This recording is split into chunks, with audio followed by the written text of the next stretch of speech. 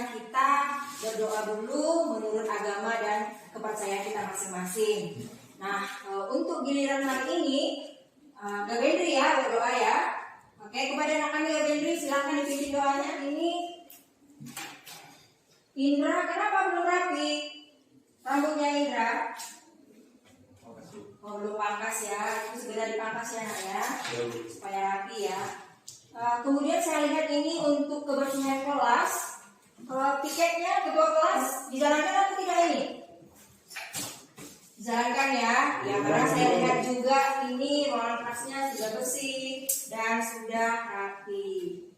Oke, jadi sebelum kita memulai pembelajaran, saya ingin memeriksa dulu kehadiran anak-anak ibu sekalian. Untuk sekretaris, apakah hadir semua? Royan, apa sebelum kita memulai pembelajaran, kita menyanyikan salah satu lagu wajib nasional, yaitu lagu Sorak-Sorak Bergembira. Tahu semua lagunya ya? Tahu. Oke. Nah, tahu lagunya, kita nyanyikan semua dengan semangat. Jadi selanjutnya anak-anak ibu, mungkin tadi sebelum kita berkumpul di sini masih ada yang pikirannya entah kemana, ada yang mungkin kelelahan. Jadi pada saat kali ini saya ingin kita semua hadir penuh di kelas ini. Jangan ada yang pikirannya layang-layang tapi raganya di sini, tapi jiwanya sudah entah kemana. Jadi ini adalah salah satu teknik mindfulness untuk menghadirkan kesadaran penuh anak-anak didik ibu semua di kelas ini. Jadi caranya itu adalah dengan teknik stop. Jadi mari sekarang saya himbau anak-anak ibu sekalian semua untuk menghentikan semua kegiatan kita yel-yel dulu supaya semangat pagi ini. Oke, semuanya. SMK? Bisa. SMK? Hebat. SMK? Bisa hebat. Sumut? Berkata. Oke, terima kasih. Tepuk tangan. Kemarin kita sudah belajar tentang APD, alat perlindungan diri. Nah, sekarang saya mau tanya dulu, anak-anak ibu sekalian, apakah sudah ada yang pernah menggunakan alat perlindungan diri? Sudah ya, pasti sudah pernah menggunakan alat perlindungan diri. Nah, kira-kira jika seandainya kalian bekerja di pekerjaan konstruksi, kemudian tidak menggunakan APD, apa yang bakal terjadi? Kecelakaan kerja, benar sekali. Nah, itulah manfaatnya mengapa kita harus mempelajari materi kita tentang K3L hari ini.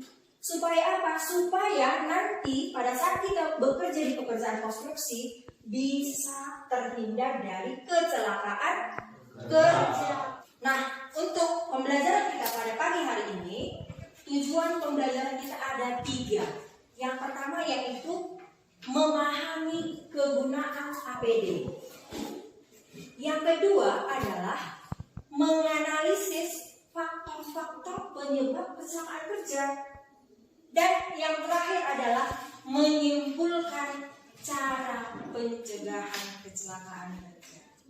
Dan anak-anak ibu sekalian, saya mau jelaskan bahwa pembelajaran kita pada pagi hari ini, saya menggunakan model problem based learning, di mana nanti penilaiannya itu ada 3 kategori. Yang pertama penilaian sikap, kemudian yang kedua itu adalah penilaian pengetahuan, dan yang ketiga adalah penilaian keterampilan. Diharapkan ibu semua, anak-anak ibu, silakan ikut aktif, interaktif dalam pembelajaran ini supaya nanti bisa ternilai daripada ketiga aspek penilaian tadi. Nah, untuk memotivasi siswa ibu pada pagi hari ini, saya mau mengatakan bahwa pembelajaran itu adalah pembelajaran yang amat sangat berguna bagi kita. Kenapa? Karena penggunaan APD ini bisa kita aplikasikan di lingkungan hidup kita masing-masing. Bisa kita gunakan untuk supaya kita ini tidak terkena daripada yang namanya kecelakaan kerja. Jadi mari sama-sama saya motivasi kalian untuk semangat belajar supaya bisa bermanfaat untuk kedepannya lah. Untuk kegiatan selanjutnya, anak-anak sekalian, saya ingin kalian memperhatikan video yang ada di depan kalian sekarang. Silakan diperhatikan videonya. Demikianlah video tentang kecelakaan kerja yang mungkin terjadi di dalam pekerjaan konstruksi. Nah, sekarang saya ingin melakukan tanya jawab dengan siswa ibu tentang video yang baru saja kalian lihat. Nah, coba anak-anak ibu, kira-kira tadi kecelakaan kerja apa saja yang terjadi di dalam video tadi? Apa kira-kira dia bisa jatuh dari ketinggian? Benar sekali, karena tidak menggunakan APD, yaitu safety belt. Nah, apalagi kira-kira tadi kecelakaan kerja? Tertimbun tanah, iya benar sekali. Kemudian ada kebakaran. Apalagi tadi? Yang dia tidak pakai helm tadi itu kenapa tadi itu? Iya benar sekali apa yang dikatakan Ibu Ma. Dia tertimpa palu, kenapa? Karena tidak menggunakan helm pengaman. Beberapa kecelakaan kerja yang mungkin terjadi di pekerjaan konstruksi. Oleh karena itu, itulah pentingnya kita supaya mempelajari materi K3LH ini. Coba anak-anak ibu, apa sih itu K3LH? Keselamatan, kesehatan, kerja, lingkungan hidup. APD. Apa saja alat APD yang kalian ketahui? Sarung tangan benar. Sepatu, iya benar. Rompi kerja benar sekali. Masker, kacamata benar sekali. Penutup telinga. Iya benar, safety belt. Nah, ini dia beberapa APD yang bisa kalian lihat di sini. Ada yang pertama itu lakukan dulu ice breathing. Caranya begini. Nanti kalau saya bilang tepuk 1 kali, silahkan ditepuk tangannya. Kalau saya bilang tepuk 2 kali, kalau saya bilang tepuk 3 kali, oke. Tapi kalau nanti saya hanya bilang 1 kali, itu tidak ada tepuknya. Kalau saya hanya bilang 2 kali, tidak ada tepuknya. Jadi kalau saya bilang tepuk 1 kali baru bertepuk. Tapi kalau hanya saya bilang 1 kali, tidak ada tepuknya ya. Oke, coba dulu supaya semangat kita semuanya. Kita coba. Tepuk 1 kali. Tepuk 2 kali. Tepuk 3 kali. Tepuk 1 kali. 1 kali. Wah, kurang konsentrasi ya. Fajri, oke. Ini adalah video yang saya tayangkan. Silahkan diamati, silahkan diperhatikan. Pertanyaan, saya akan membagi kalian dalam beberapa kelompok. Untuk kelompok pertama, seperti biasa ya. Ya silakan untuk kelompok 1, kelompok 2 dan kelompok 3 silakan ini ibu bagikan LKPD ya. Untuk kelompok 1 ini LKPD-nya. Kalau kira-kira ada yang tidak tahu bisa ditanyakan kepada ibu ya.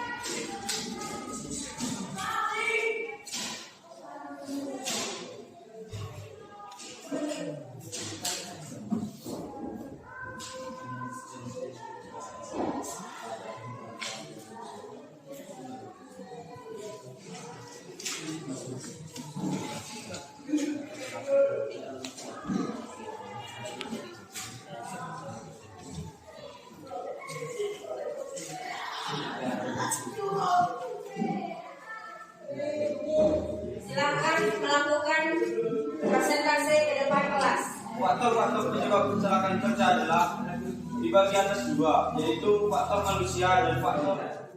Cukup sekian dan terima kasih dari hasil presentasi kami.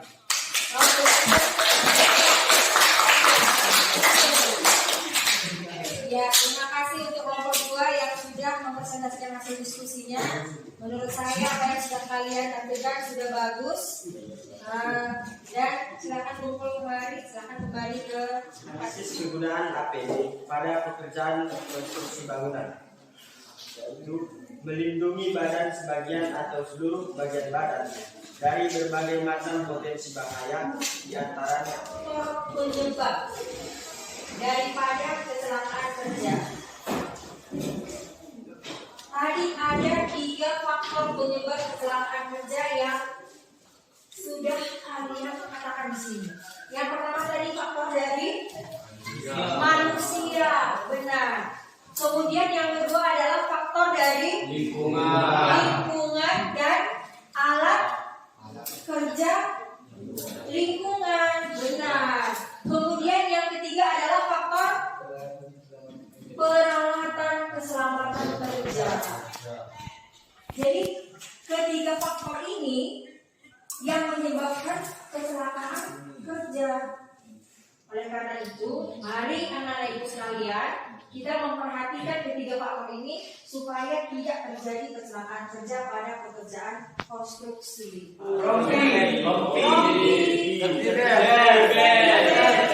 Masker, alat pelindung telinga atau earplug, kemudian alat pelindung mata.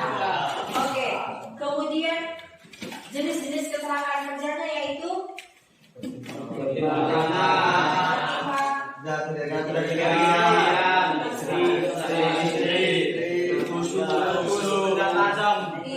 benar sekali. Jadi itu adalah kesimpulan pembelajaran kita hari ini. Dan saya lihat anak-anak ibu semua antusias. Mari kita tepuk tangan dulu untuk mengapresiasi.